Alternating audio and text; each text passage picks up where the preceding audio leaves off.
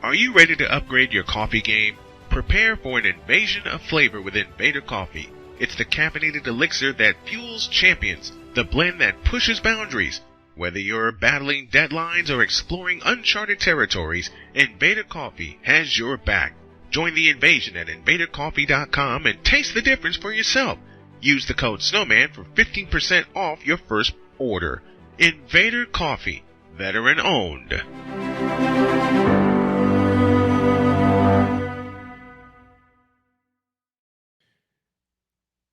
You know, a lot of us sportscasters, we get started just watching sports on television and thinking, hey, I can do better than them. So you mute the television and you call the game your way. That's how I got started a long time ago.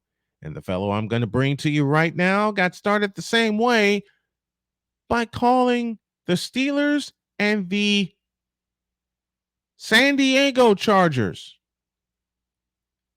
Oh, yeah, there was an AFC championship on the line. That's how it started for this man. Please welcome from the Fired Up Network, Mr. Alex Campbell. How are you, my friend? Snowman, how are you? I'm good. How are you, man? I'm doing well. Doing well. Steelers and Chargers, eh? That's how it started? That's how it started. Steelers and Chargers, 1994 AFC title game. My beloved San Francisco 49ers is who they ended up playing. The Chargers in the Super Bowl. Mr. Stan Humphries, if we remember Mr. Stan Humphries. Oh, I do. The Chargers. See, you had me at beloved San Francisco 49ers. Yeah, I grew up a massive Steve Young fan, and by virtue of that, a 49ers fan. I was a left-handed quarterback growing up, and I just could not avoid that. See, for me, the first quarterback that did it for me wearing a 49er uniform was the legend, Joe Montana. Absolutely.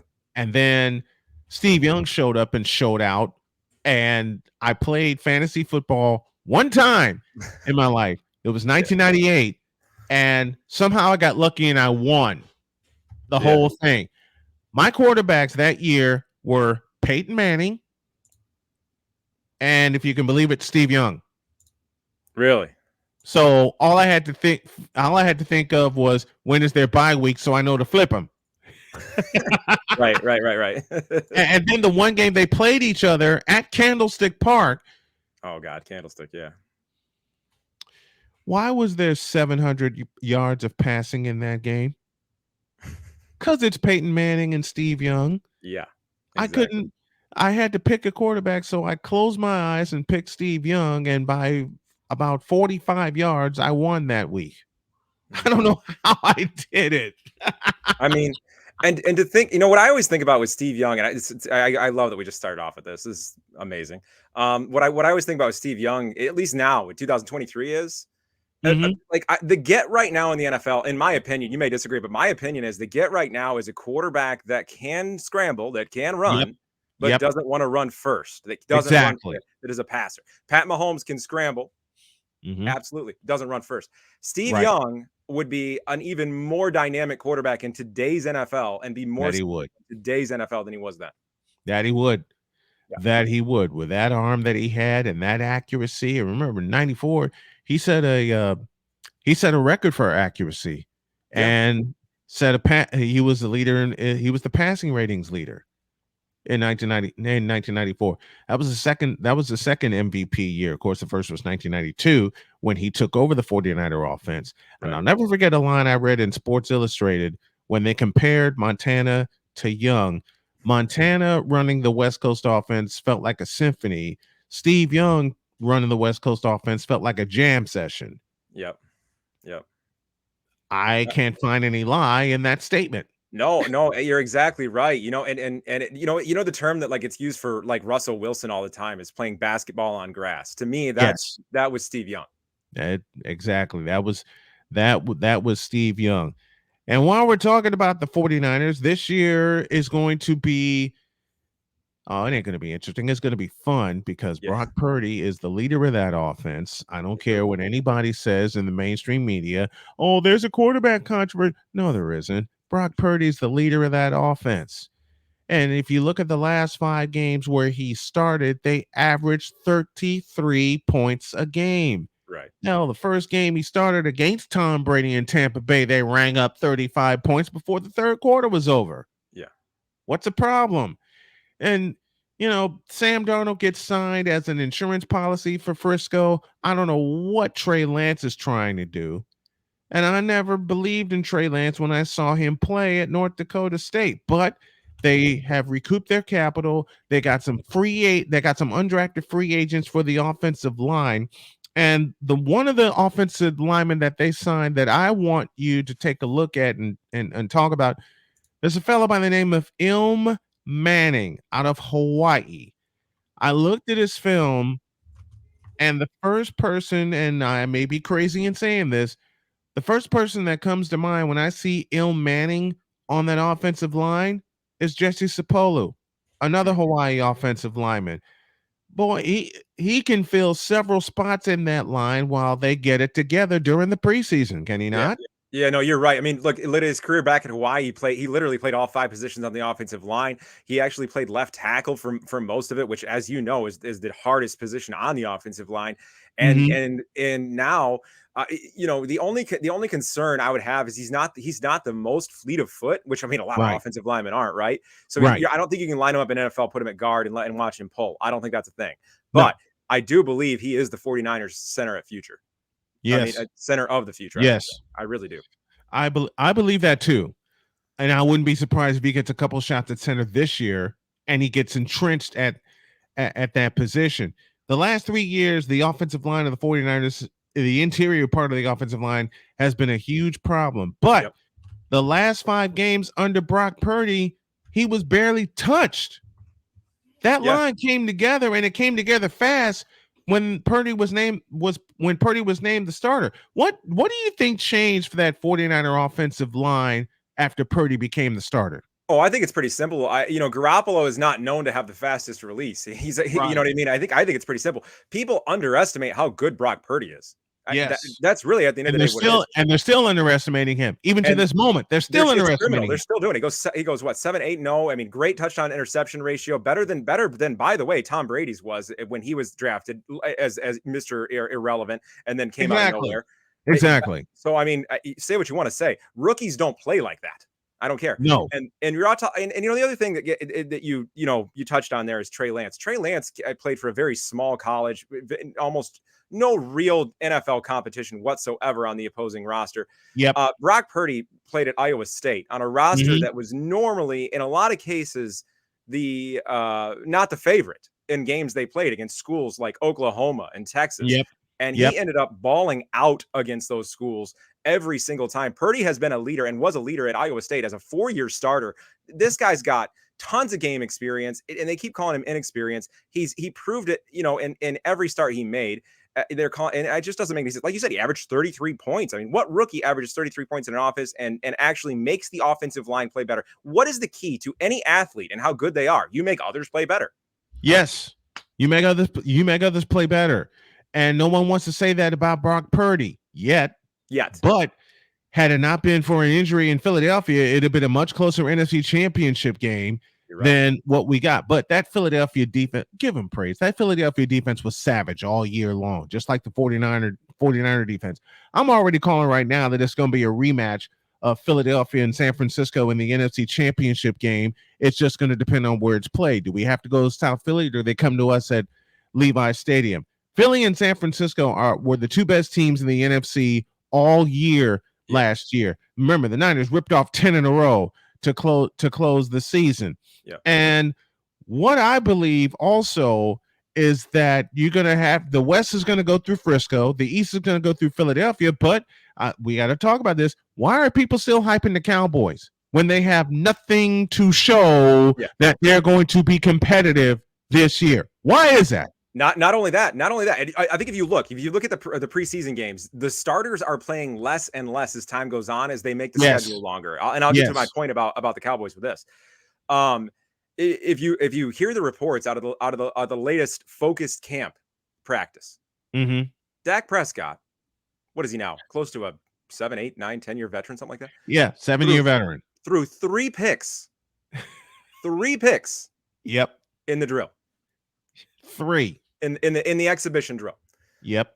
Trayvon got 2. Mm-hmm. You know what I mean? He got 2 of them. And here's the thing. And if you peel back, I love the term peel back the onion. You peel back the onion on Dak Prescott. Yep. He's Kirk Cousins. That's all. That's it. Thank you. I've been saying that for years. The difference between Dak Prescott and Kirk Cousins is you have a fan base that believes Dak is greater than he is, and you have in Dallas, and you have a fan base in Minnesota that knows what they have. That's it. And what people seem to forget that over the course of the playoffs, we kicked both their asses. Correct. And Dallas, look, Dallas in general has struggled under Jerry Jones since Jimmy.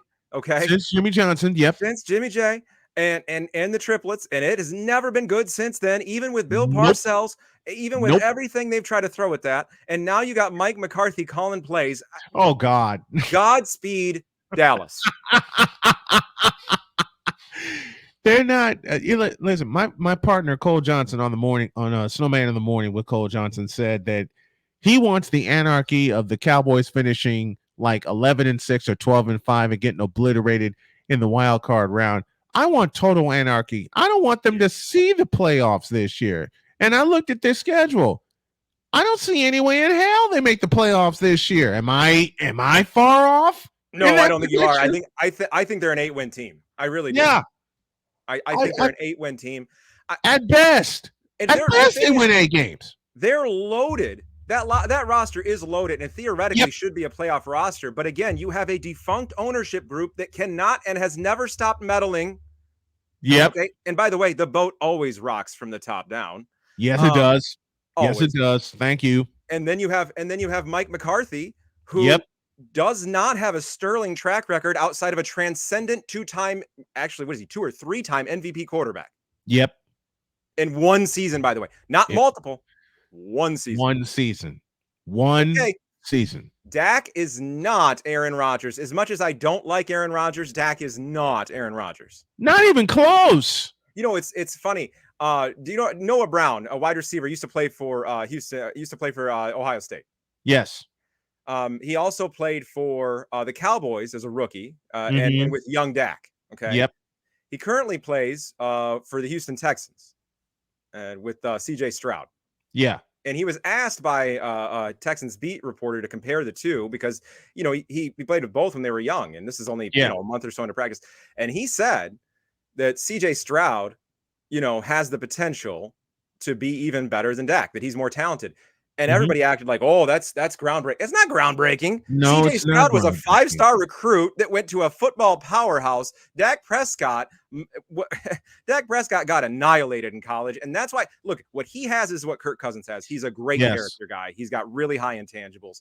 He's limited as a quarterback. He's, you know, Dak Prescott has been limited since the day Mississippi kicked his ass all over the place and eliminated him from Heisman Trophy consideration. Because remember, Mississippi State was in the first ever poll. Mississippi State was all over that poll. They were the number one team, and then they played the Egg Bowl against Ole Miss, and you saw hide nor hair nor ass of Dak Prescott. And since then, he has been called by me and many others Dak Prescott. There is nothing there, and the biggest problem I see for the Cowboys is the biggest problem I see for every other team in the NFC. Who's going to carry the ball? Yeah, who's going to carry the ball? And then I think the biggest problem for the Cowboys is they lost Kellen Moore. Yep. That's the biggest problem. Their offensive it's the biggest problem for the Cowboys, and it's the biggest boon for the Chargers. Yes. Maybe they'll have some better blocking schemes for the San Diego Chargers. I hope so. I can promise you only pretty much one thing about the Chargers this year. Austin Eckler will not catch triple digits in receptions. No, he won't. Not with Kellen Moore. No, he won't, because that offense will be even more spread around than it was. Back to the 49ers. There's another offensive lineman that I think will really help this team. His name is Corey Luciano, 6'9", and is a wall on the offensive line. Does he get a chance to start this year? Yeah, Luciano, I think is a little more raw even than Manning. Yeah. But you're right. He's a wall. He's a monster. He reminds me of some of the great big tackles in NFL history in that way. That Yes. like basically the one of the I talked to you earlier about Colin Cowherd. One of the things he called Arvydas Sabonis was a human refrigerator. Yep. That's pretty much Luciano. He's Yes. like you can't move him. You ever try to move You a can't fridge move him. quickly? Nope. Yeah, it's not easy. It's not easy at all. It takes so much of your strength, and by the time you move the damn thing, you just want to move it back. Yeah, I don't know about you, but I have to like shimmy it side to side. Yes, that's the how only way I have to move it. That's how I have to move it. And you're not going to move Luciano. You're not going to move Manning. No, you're not going to move Manning at all. You're certainly not going to move Trent Williams. No, yeah, and that's right. The Williams thing. I mean, he's close to retirement. The Niners have a make or break year this year. And if Purdy can stay upright and stay healthy, and even to an extent with Darnold, even like, let me put it this way: even if Darnold has playoff success, he's still not the guy. Purdy is the guy. Purdy's the guy. When Purdy was unleashed on Tampa Bay, I immediately said to my wife Jody, who helped me make my notes for the next day, we have found our franchise quarterback. Yeah, we have found our newest franchise quarterback. Yeah, and kudos to Jimmy Garoppolo for serving the 5 years that he did, but he's had multiple chances to be the franchise QB and he just wasn't. Now Jimmy's on the opposite side of 30 and he's off to the Raiders and he's going to have a horrible season because Josh McDaniels is calling the plays in Oakland. Jesus, Josh McDaniels is a head coach. How many retread offensive coordinators are we going to see at head coach? That's just terrible. All these retread coordinators. It doesn't work. I think once you've proved that you have when you have personnel issues, and I mean conflicts with your actual roster with one-on-one. Like look at what Eric Bieniemy is going through right now. Oh my gosh, that's not a good sign. No, it's not. Especially not in 2023. And then I heard LaShawn Shady McCoy earlier today on Fox Sports Radio, and he said basically that he's heard the same thing from other players about Bieniemy as well, that like at the end of the day, you don't get a whole lot of football instruction and you also don't get a whole lot of love from Bieniemy. What he is a disciplined guy, and he doesn't do installs, he doesn't call plays. Okay, so he yells at you, right? I mean, he's a drill sergeant then. Cool. Yeah. And see, hearing what I know now about Bieniemy, I just can't believe that he was this paraded around head coaching candidate for how long he was. It's going to be trouble in Redskins camp all year. And plus, there's a curious case of Chase Young. Yeah. There is the very curious case of Chase Young. Yeah. Tell me how the hell that's going to work out. A lot of people just call me an Ohio State hater, and to a large extent I am. But I'll tell you, there is an inconsistent motor in that young man. There is, and there has been since Ohio State. Mm-hmm. They're just. When an edge rusher takes plays off, you can see it. Yes, you can. And I'm not afraid to call a spade a spade. He takes plays off. He's always taking plays off. Yeah. Hell, he took plays off at Ohio State. Look. I knew J.J. Watt was going to be a monster in the NFL when I saw him at Camp Randall. I knew it. You've got a giant human who runs at 100 miles an hour in his and he always ran at it. And he always ran at 100 miles an hour. That was the greatest thing about J.J. Watt. Yeah. He always ran at 100 miles an hour. All gas, no brakes. And I knew it. You just knew it. Same thing, Aiden Hutchinson. All gas, no brakes. All gas, no brakes. Boom. He's getting it done. Yep. Bruce Smith. Oh, man. Bruce Smith. All gas. Bruce Smith. Charles Haley. Charles Haley. Yeah. Javon Curse, right? Javon Curse. All gas, no Dwight Freeney. All gas, no break. Nick Bosa, who is going to get a monster contract from our 49ers. All gas, no break. And earn every penny. He's earned every penny since he's been in a 49er uniform. Absolutely. And we know, and people are afraid that this holdout's going to stop the progress of Nick. No, it won't. That doesn't happen. They're trying to work out the best deal so they can get him paid like the superstar that he is. Yeah. They're just trying to settle on a number. That's it. And it's tough. This is a salary cap league. And if you look at the contracts the 49ers have, they're paying a lot of money for these players. Yeah, they are. McCaffrey's making a lot of money. They're fortunate to have the quarterback situation they do. Yeah. Very fortunate. They're very fortunate. I don't think people realize this. I hear a lot of comments about Trey Lance still, and like, well, isn't that a big mistake to whiff on that? No. People whiff on high draft pick quarterbacks all the time. In fact, most high draft pick quarterbacks are whiffs. Ryan Leaf, hello. Most. Yes. Yes. And so when you also have a 7th round pick with that slotted salary, it doesn't matter. Nope. It doesn't matter. And and when you bring up like the Bosa contract, that's what I'm saying is it's tough because you've got so many other guys that you're paying. Travarius Ward is making a ton of money. Yes. A ton of money. And at the tail end of the season, Moody Ward came on strong. Very strong in that secondary. He's great, and I think he lifts up the rest of that secondary as well. Yeah, he does. I mean, you look at young players like DeMondre Lenore and stuff. He's vital to that team. Vital. He is. Very much so. I'm not saying he doesn't deserve the money. I'm saying he's making a lot, and that's yeah. You got Fred Warner making a lot. You know what I mean? You got Trent Williams making a lot. You got McCaffrey making a lot. There's a lot of money going around, and that's what they're dealing with now. But they will get it done, and he'll deserve it. And the greatest thing is the first thing that they did for Christian McCaffrey is extend him. Yep. When he arrived in San Francisco, like, oh, you ain't getting away, and McCaffrey's not going to get away for a long time. Yep, he's not. Well, and furthermore, I just wish the running backs would quit their bitching because look, who gets paid? The guys that can catch the ball out of the backfield. Hello, exactly. The guys that you can flex into the slot. Those guys. You know what the greatest thing is? You didn't hear one word from Christian McCaffrey. You didn't hear one word from Eli Mitchell. Yep. Because they're settled. They know what they know what they are, and they know what they mean to their team. They're good. Yeah, exactly. They're good. Like, I just don't get it. When you need a bell cow running back when you're not sure about your quarterback. Yes. Yes.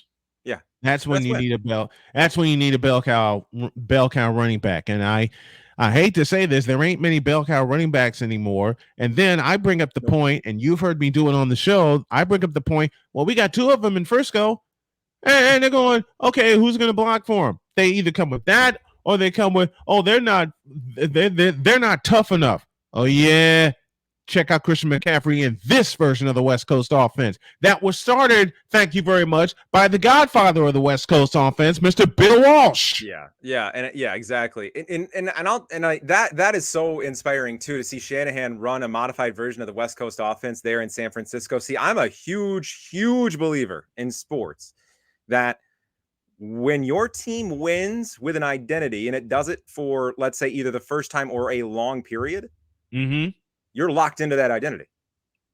What have the 49ers been locked into offensively since 81?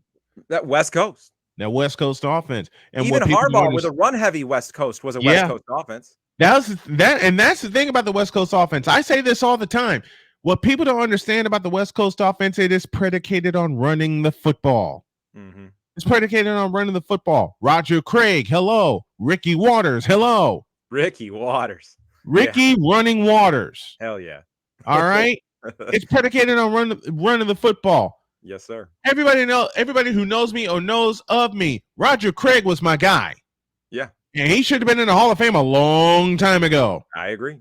If you can celebrate 1,000 season for Christian McCaffrey, if you can celebrate it with a Hall of Fame induction for Marshall Faulk, why don't you celebrate it for the guy who did it first? Right. That stat alone should get him a bust in the Hall of Fame. You're exactly right. Craig should have been in the Hall of Fame a long time ago. And you're right. You're right too about it starts with the run. In fact, I would argue that the whole adage that's been around since late 80s and the 90s of run the ball to set up the pass. Yes, from Bill Walsh. That's from Bill Walsh. Thank you. And the coordinators we've had, the two of the best coordinators we've had that became coaches. I don't know, Mike Holmgren. I don't know, Mike Shanahan, perhaps, because Mike Shanahan was Steve Young's coordinator, and Mike Shanahan got in his ass about being a pocket passer and scramble second.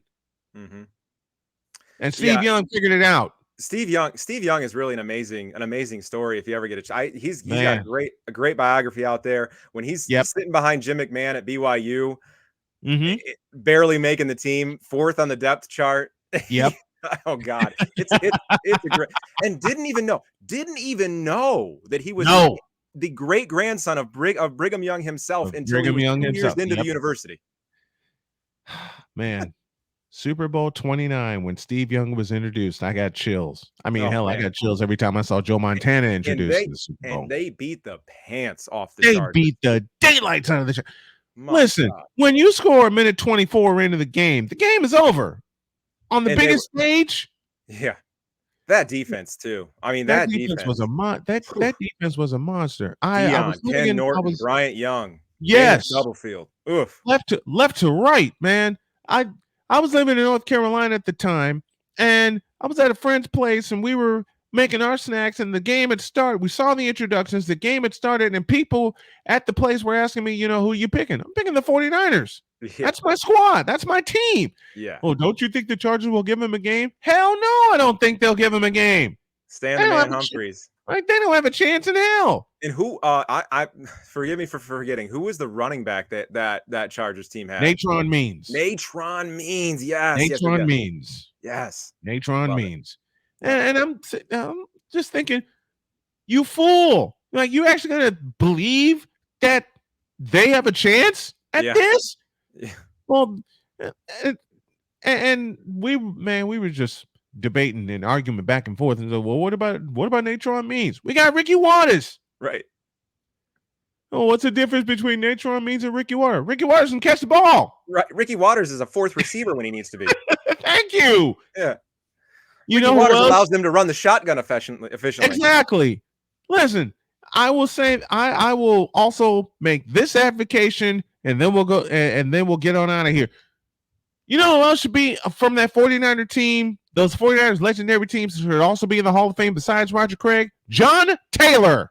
Yes, John Taylor. John Taylor. Mm-hmm. Why isn't he celebrated? John Taylor, yeah, absolutely should. I mean, what a dynamic receiver! Like, yeah. Jerry Rice drew a double team, but listen, Jerry Rice is a legend. Jerry Rice is legendary, but you also have another legend on the opposite side in John Taylor. Yeah. If you can get John Starworth into the Hall of Fame, who was the number 2 receiver beside Lynn Swann, why can't you do the same for John Taylor? I agree. We'll save that for next time. Alex Campbell joining me from the Fired Up Network. And the next time I have him on, we're going to talk all 49ers and why John Taylor and Roger Craig should be in the Hall of Fame, period. That's right. Because if we do that now, it'll be an extra hour at least. Yeah, thank you, Alex. It won't stop. I appreciate you. Thank you, brother. Thank you very much. Thank you. Alex Campbell joining me, and we're going to get on out of here.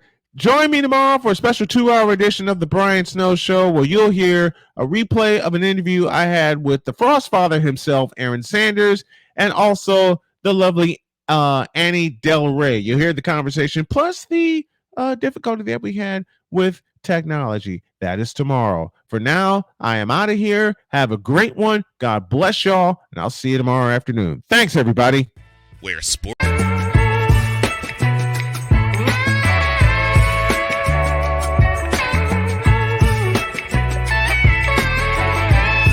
Thank you for tuning into The Brian Snow Show, where sports is the base, life and fun are the results.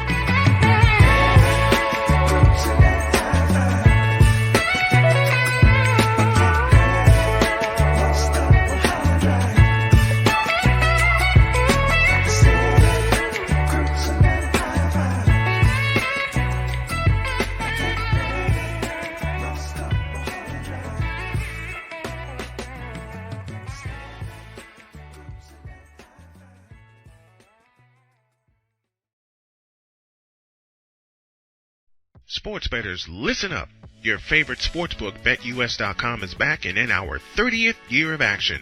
With live in-game betting, incredible odds with daily odds boosters, props and parlays, fast payouts, and exceptional one-to-one customer service, we got it all. And when you sign up today and use the code SNOWMAN, you will get a 125% deposit match on your deposit. Log on to betus.com or call 800-792-3887. That's 800-79-BET-US. BetUS.com, where the game begins.